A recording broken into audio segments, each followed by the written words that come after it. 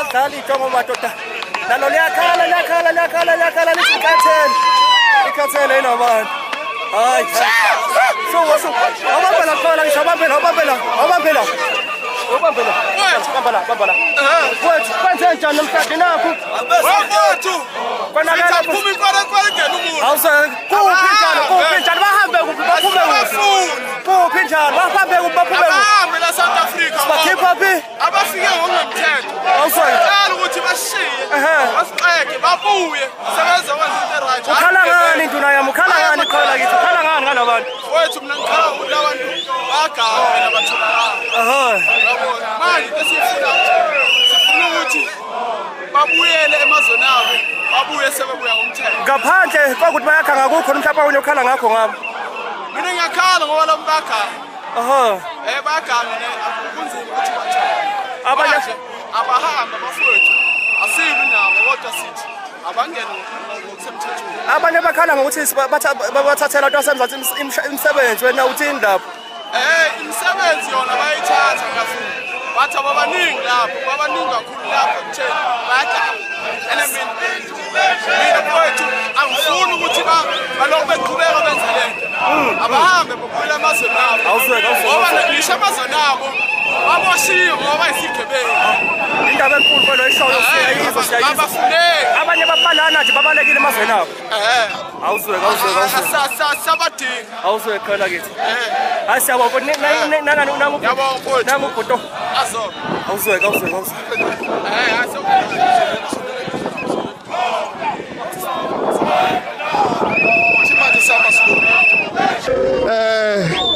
ikhona into ufuna uyi-address bafo namhlanje kwenzakalani namhlanje usuku lapha khona abantu balapha eSoweto bezozakalisa imizwa yabo yokuthi abantu abawukufika kuleli kepha abangenawo amaphepha mabeke ukusitethela kancane bashenxele ngasemazweni akubo bebuye sebenamaphepha ukusuka manje lana niyakuphi uma sisuka njengamanje lapha siyalapha ke eMroga Police Station lapho kuzo hand over khona umbhalo incwadi engumbhalo ephethe uhlu lwekhalazo zabantu bakuleli okay masuka la siya eMroga then ngangicela ukuthi ungitshele uthi nihambisa abantu bokufika banamaphepha uthi banganamaphepha ngithi abantu abangenawo amaphepha kuleli namhlanje usuku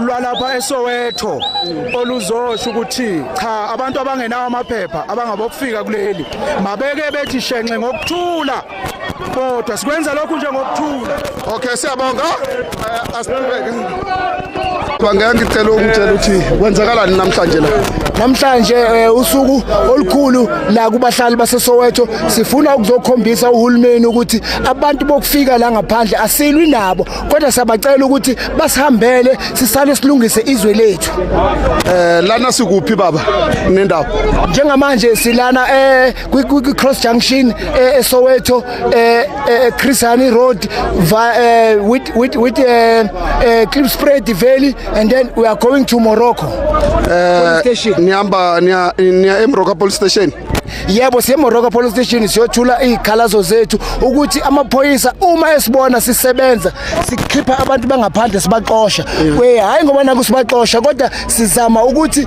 baphume basidedele ezweni lethu sikwazi nathi ukuthi sikwazi ukuqhubeka nempilo ezweni lethu after Morocco niyakuphi after Morocco siyasuka sikhuphukela eBaramol yini enixakile ngabantu bokufika nezenkakhipho abantu bokufika ingane zethu ayisebenzi abantwana bethu babhema ama-drugs bafika nama-drugs labantu benza yonke into obugebengu obungavumelekile ezweni lethu kahle namhlanje yini imessage esifuna ukutshela abantu bangaphandle wonke umuntu obukela imessage esideliver kubantu bangaphandle namhlanje yokuthi sicela ukuthi bake basigudlukele kancane babuyele emazweni nabo sisale silungise izwe lethu nohulumeni wethu. Manje laba abathi le striker sizoba harmful laba bathukile ukuthi maybe ngingabalimaza ufuna ukuthini message ku asikho istrike esihamful njengoba sihamba nje sihamba ngokuthula akekho oseke walimala akukho futhi osekuvelile ukuthi khona la silimaze khona konke sikwenza ngokuthula. Walimala umuntu siwenza kanjani?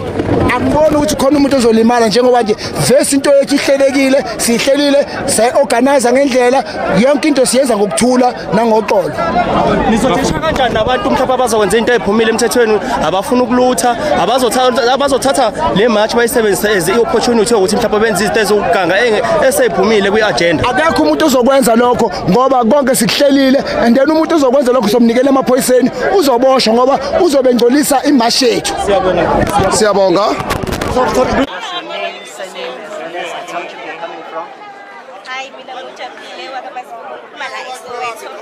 Yes, about this. One thing is a usual hand enough first of all, asisebenzi ucwelebona ema company of which is kwabanye they even have our positions which is not fair. Lapho abana amaphepha, how come now we are qualified sinama phepha sifundile but then sihleli emakhaya so nje into nje ukuthi abahambi seserights. So what do you want the government to do regarding the issue? Government and then first of all wale 6 million abakhiphe laba basayiphaza government asifande sivule thina siyenze amashop aphathwe. Siyabonga umbono wakho sisi. Okay, cala sipho umunye. Mina mama fundela mama ngithofuna. Yebo uzokhuluma abahambe bonke abazabasifuna kabusha lamapasi abawaphethe nababazelwe nje uma abahambe nabo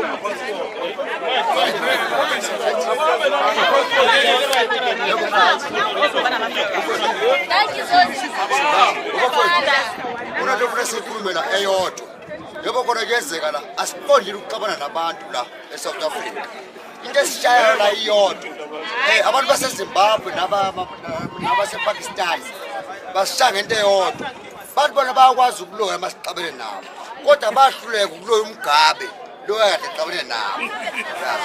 Ngicela ukubuza ke njengamanje thina silola izwe lethu bahlulela ulizwe labo thina sisilolizwe izwe lethu njengamanje mange njalo bafuna iSouth Africa asishitshele kongcono sengakubo bese ngapha kithina yabona kumntu eningi asiqonde ukubona abantu sizoniwe futhi lento eyenzekayo ayimalana namazulu iba neSouth Africa yonke akona amazulu kuphela akufuna bese wathi emhlabeni amazulu asungula lento leni yazi bafethu ukuvula lento ikhuluma ngayo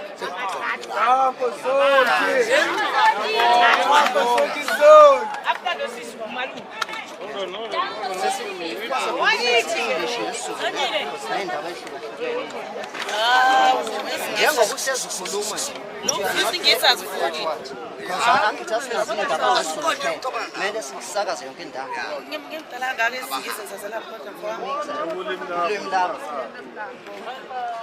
Okay, sitshela amaSandred.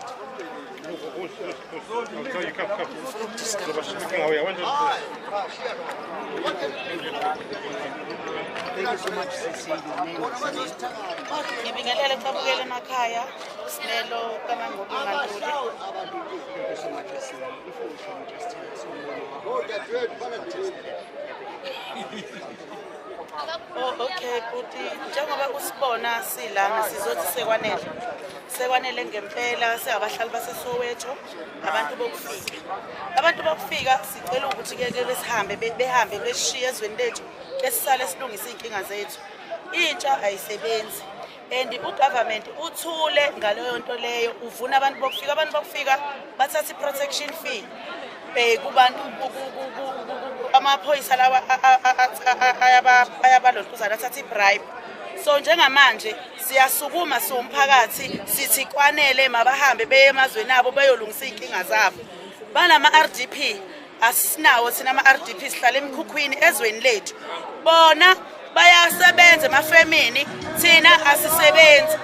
Intsha ineziqu sinama graduates abasebenzi ahlele emakhaya bona bayasebenza.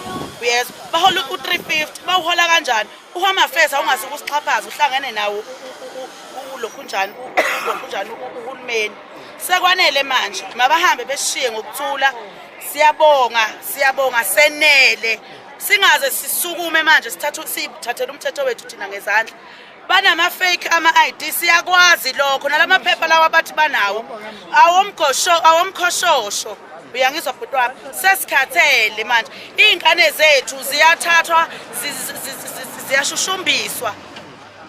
So sisi uthini ngalaba abala ezweni but banamaphepha awangempela kuyazeka kahle izikwenza beHome Affairs bayawafota ngakho ngithi-ke nabanawo amaphepha abahambe awekho emthethweni ubugebengu buphezulu kakhulu into ebuhlungu kakhulu ukuthi labantu abasebenzayo abaphansi kahulumeni bayayikhokha intela kodwa laba abayikhokhi intela babhenka ezindlini uhulumeni uyisitha sethu thina sihlala la eSouth Africa ngoba ubhokoza thina kodwa labantu laba ibona ababenefitha kakhulu kunathi mabahambe nje ake behambe nje bonke kesilungisa inkinga zethu.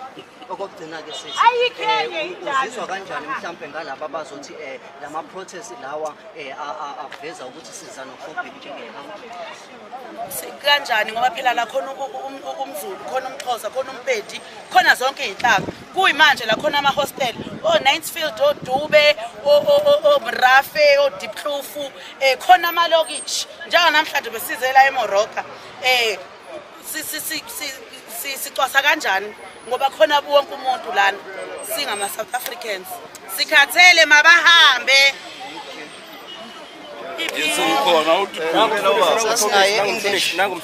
hayi mina ngeke isingisi ithathini. Good day, South Africans. It is very difficult.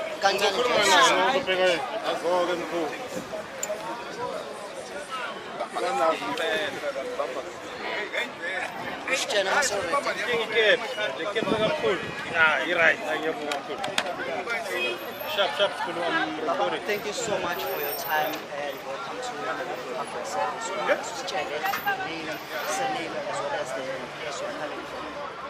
I'm a resident of here in Rockville. I'm Mondi Mahila. What I'm seeing, first of all, I'll start with journalists. It's very out of order what they are reporting at the moment.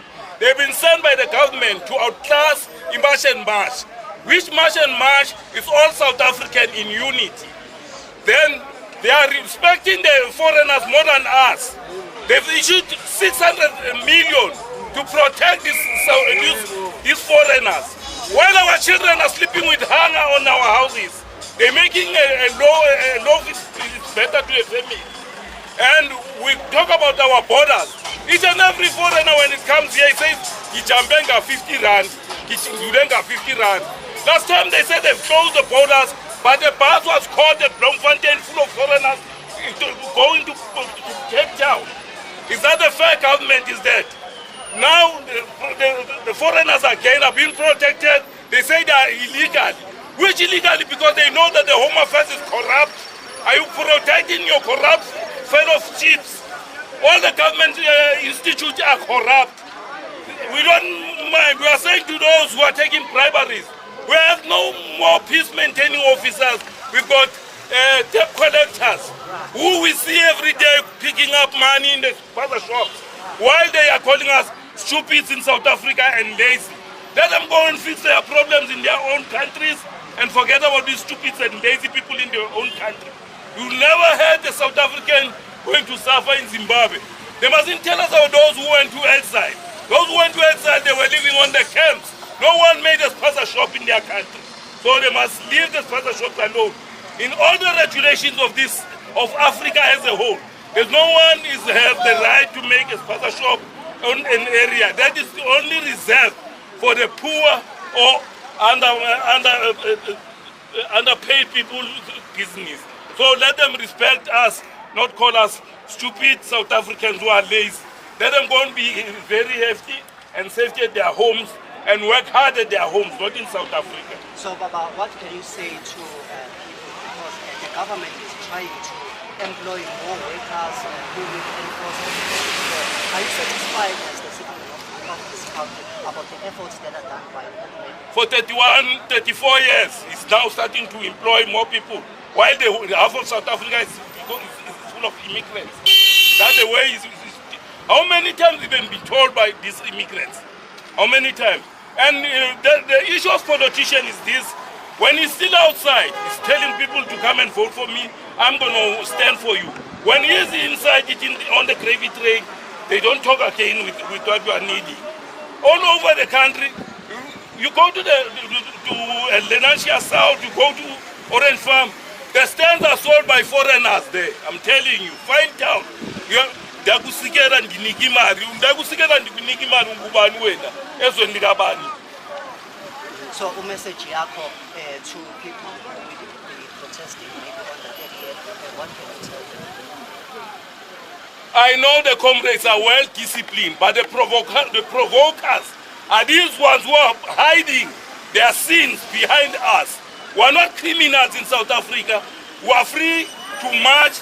We were made criminals by 1976. We were made criminals by the Boers who were against our will when we requested our rights. And now today, the same government which the people who have taken to the parliament, they are the one now devoting us, taking us as criminals on the expense of the foreigners. That must come to an end. Let the government make a right thing. Let them correct their own offices. They are the ones who are criminals because they are the ones who are creating corruption in our country. Thank you. We are at Moroka Police Station, guys. We just have a memorandum that we're going to deliver to the police because we are tired, guys. We're not asking for a lot. We just need space for us to fix ourselves and fix our lives. But the way it's carrying on, we are xenophobic and whatnot. We are not here for all that. We love you guys, but we need to love you from afar. You understand? Like, I'm highly disappointed and highly irritated to the mere fact that not everybody's feeling the way that we're feeling. We're not fighting for us. We're fighting for our kids. We're fighting for our grannies. We're fighting for our nation. So please, Mr. President, please don't be biased. Choose us as much as we chose you. Choose us. Put us first as much as we put you first. Gayton McKenzie, I'm highly disappointed. You said Abraham, but today you're the one that changed your tune. We don't do that. Love us, our politicians. Put us first. Fight for us. And do not fight against us and fight for people that's from outside. You can't come to my house and I must fight against my own children to please people from go next door. Please, guys, I ask you in the name of Jesus. Gayton, I ask you. Ramaphosa, I ask you. Open your eyes and see that we're struggling, we're dying. We are getting raped, we are getting killed. There's no jobs, there's no nothing. But like, you don't consider us. Please, for once in your life, just put us first. I'm asking, I'm begging in the name of Jesus. Please put us first. So far it's a peaceful march. No any injuries or No. infringement of the law. So far, what can you say in terms of the organizing of the protest? And so far, have you achieved the outcome? So far, the organizing of the march was perfect. Everything is going well. It's just a bit far, the distance, but we thank everybody, Bomtarati, and everybody that organized this march, because without them, this wouldn't have been possible. We're so grateful because at least there's some people that's thinking about our nation. You understand? And we're not fighting. There's no injuries. There's no nothing. It's very nice. Thank you so much, Mpagati. And then what are some of the concerns that were included in the memorandum that we are about to? No, our thing is just clear. All we need is for them to vacate, for us to fix our country, and us to upgrade ourselves.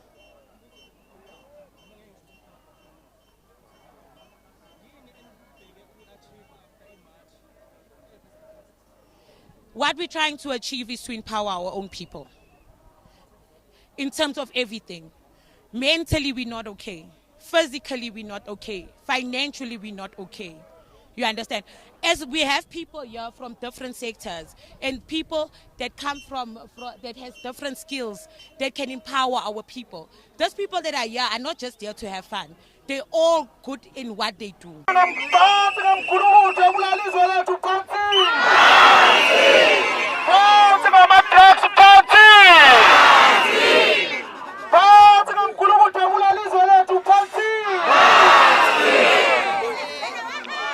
Angiyekhona ekutheni silapha mzwase Soweto. Silapha kule police station yethu yaseMroga nesihloniphayo.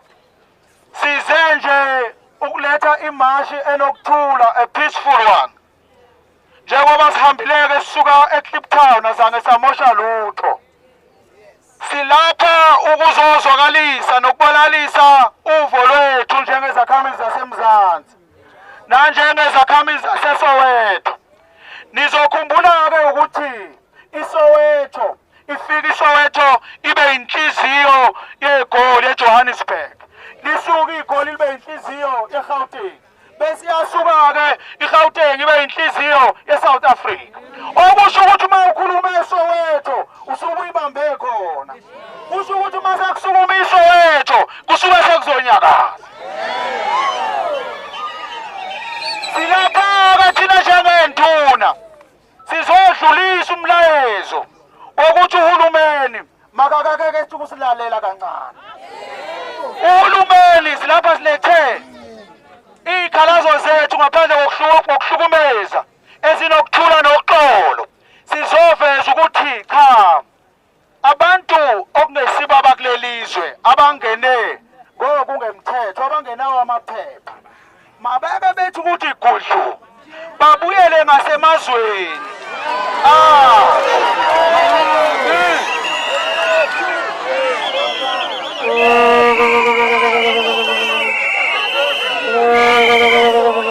Kodwa-ke lokhu sikusho kahle, sikusho ngokuthula. Ngaphandle kodlama kushaya umuntu, akutapwa zimpahla zamuntu. Kepha sithi nje akake silalela uhulumeni kebethi ukuthi gudlu. Omunye uzothi kungani? Uyazi ezweni lethu sifikela sithi khona izwe lethu lididekile lona uqobo. Lidizi. Manje-ke uma udizi kufanele ukuqala ukuqoqa kancane ukuthi ukushanyele endlini. Ukhiphe bese udila ney'nkinga zakho. Sizokhumbula kunzima kakhulu ukuthi masebenza inkinga abafowethu bangaphandle. Kunzima ukubathola mabe undocumented. Sinegameko lapho sokhumbula umntwana oye warepa wabulawa lapho eOrlando. Mhlawumbe abanye abalandeli waze watholakala kanzima umuntu wakhona ereshiwe iforeigner elali undocumented. Sahanjelwa thina ama-younger ones ngenxa yokuthi asazi ukuthi lo muntu ke manje-ke mayefuneka akatholakali wazotholakala kanzima. Ngakho-ke sisho kahle sizwe sizothi cha ake bethi ukuthi gudlu bese sisala-ke silungisa iy'nto zethu.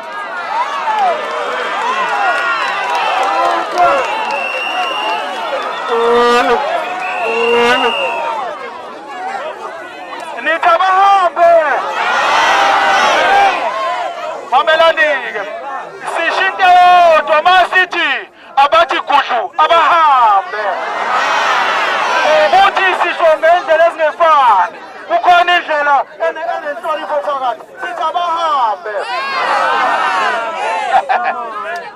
Kodwa-ke sifuna ukusho asisho ukuthi uma sekuhambe bona kuba sekuphelile iy'nkinga zethu. Zikhona iy'nkinga ey'khona eNingizimu Afrika.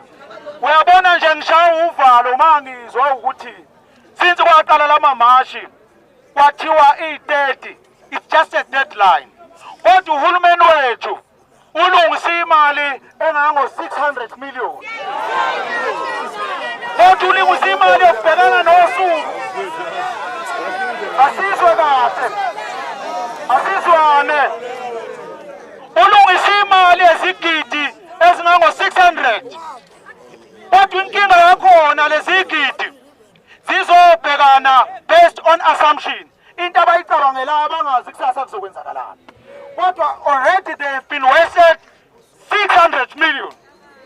Le 600 million what if ungasenzeki lutho nge-30 ayisenza ukhona ukubuyela emuva. It has been wasted.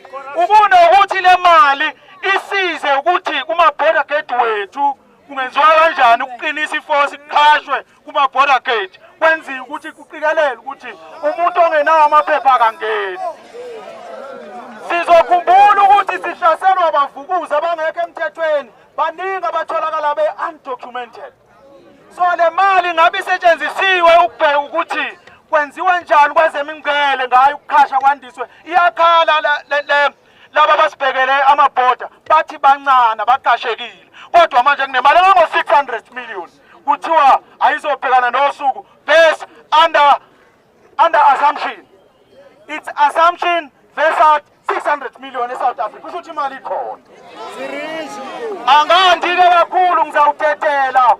Sesifikile kubahlonishwa bethu. Ngizawuthethela ezinye izikhulumo ezongilandela. Kodwa akukho okuningi umuntu azokusho noma ngibona ngixhuma. Isuke ngisho khona ukuthi ngithi.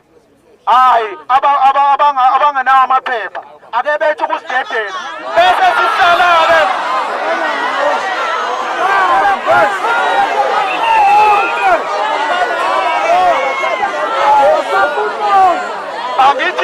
Angithi-ke sizozwa ngani kodwa-ke funeke kuzofanele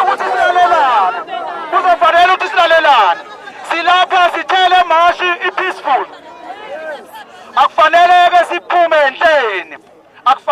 siphume endleni asikhaza sifuna umyalezo wethu kubantu besuthi umyalezo wethu eSouth Africa ku-Albadwa sifuneka sikusho ngenhlonipho nangokugcwele silandele umgomo wokusebenza eNingizimu Afrika umgomo womthethosisekelo ochazayo ukuthi uma ungenazo nje impepha vume kufanele ukuthi uqhele eNingizimu Afrika.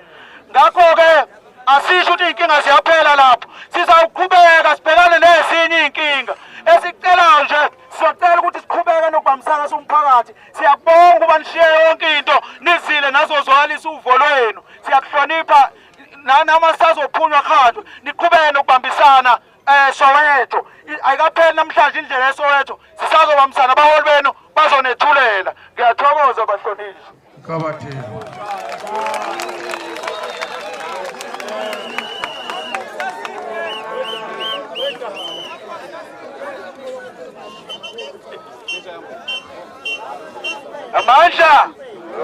Amandla okhulumayo inoKundlovu from Orlando East la eSoweto. Sithanda ukubingelela induna sibingelele wonke abahlali baseSoweto ngokuphuma ngobuningi bethu ukuthi size. Mina kumsebenzi engibizele wona ukuthi ngizofunda imemorandum. Ngaphambi kokuba ngifunde imemorandum ngithanda ukudlulisa kini bahlali ukuthi sonke sazini ukuthi why sila into esenza sonke ukuthi sibe la namamatshi esiwabonayo yenzakalayo eSouth Africa. 1 sithi abahambe, 2 asiluthi, 3 asishaye umuntu. Leyo into ekumele siyenze sizoyilungisa kahle eSouth Africa ngaphandle kokuchitheka igazi. And upresident must hold him accountable for the 600 million ngoba siyazi sebayiqaleli kungafiki idate. Ngizofunda imemorandum esiyidirectela ku-station commander sala eMroka. Angazi or sesikhona lapha kwethu umuntu ozoyamukela imemorandum ukuthi nonke nimbone njengomphakathi.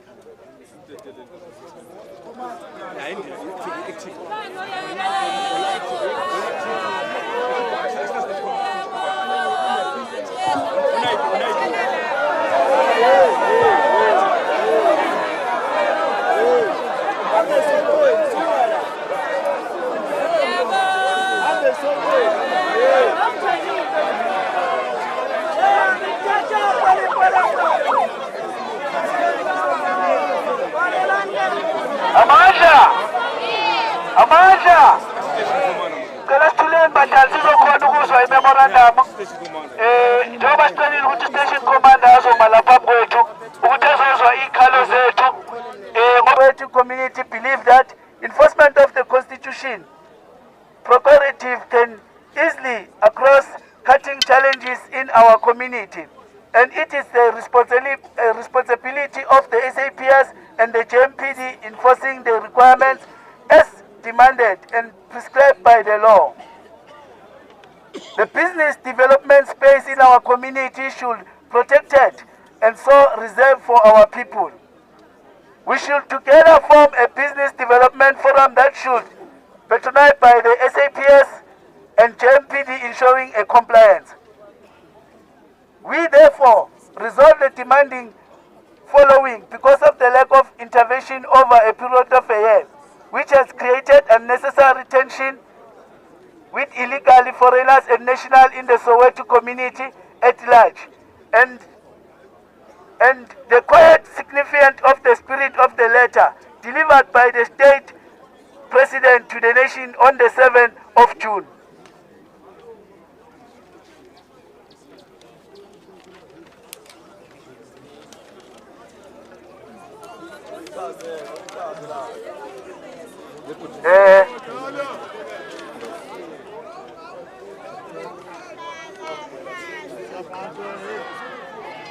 That the SAPS and the JMPD work together with the Department of Home Affairs and Immigration Officer.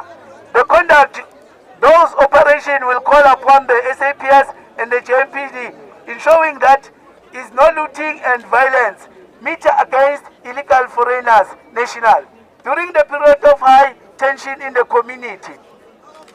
That all corruption officials who are collected bribes from the businesses operating illegally, foreigners national be investigated and arrested and prosecuted. Arrest and permanent stop out criminal selling drugs to our kids has turned into zombie. Conclusion, we wanted a category stating clearly that the action taken by the community is not in sense influenced by any hatred, xenophobic and Afrophobic. As the prophet of the doom, dismiss have labeled the just and illegal cause of our people towards the blatant disregarding of our constitution law, the business regulation governing the conduct of the foreign national. We further assert that shall be no amount to a violence, looting, criminally during the period of ensuring that illegally foreigners nationals vacate our community and towns. However, we are expecting our time and professional response and intervention to all the demand before the 30th of June 2026. Iphelele lapho memorandum yethu. Sizothanda memorandum ukuthi sihendele ku station.